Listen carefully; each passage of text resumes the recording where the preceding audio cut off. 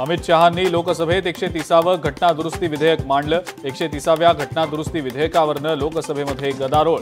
Congress, MIM आणि समाजवादी पार्टीचा विधेयकाला कडाडून विरोध। बेस्ट पतपेढी निवडणुकीमध्ये ठाकरे बंधूंच्या पॅनलचा पराभव। शशांकराव यांच्या पॅनलचा सर्वाधिक 14 जागांवर विजय, तर भाजप प्रणित पॅनलचे 7 उमेदवार विजयी।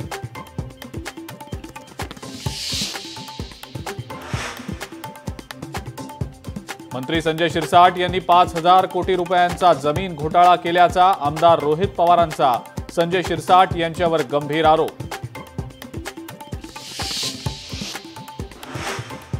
राज्यामध्ये 25 ऑगस्टला वराह जयंती साजरी करण्यात यावी। मंत्री नितेश राणेंचं मुख्यमंत्र्यांना पत्राद्वारे आवाहन।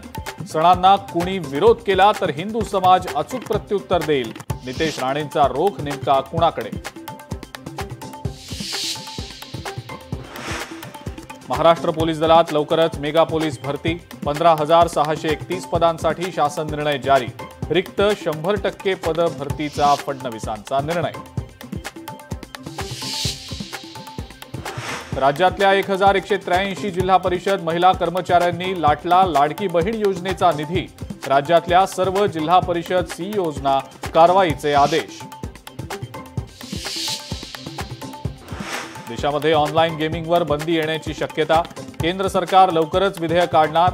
फसवणुकीच्या घटनांना आळा घालण्यासाठी निर्णय। मुंबईसाठी पावसाचा अलर्ट पुन्हा बदलला। मुंबईसाठी हवामान खात्याचा ऑरेंज अलर्ट जारी। मुंबईतल्या पावसाचा जोर आता ओसरणार।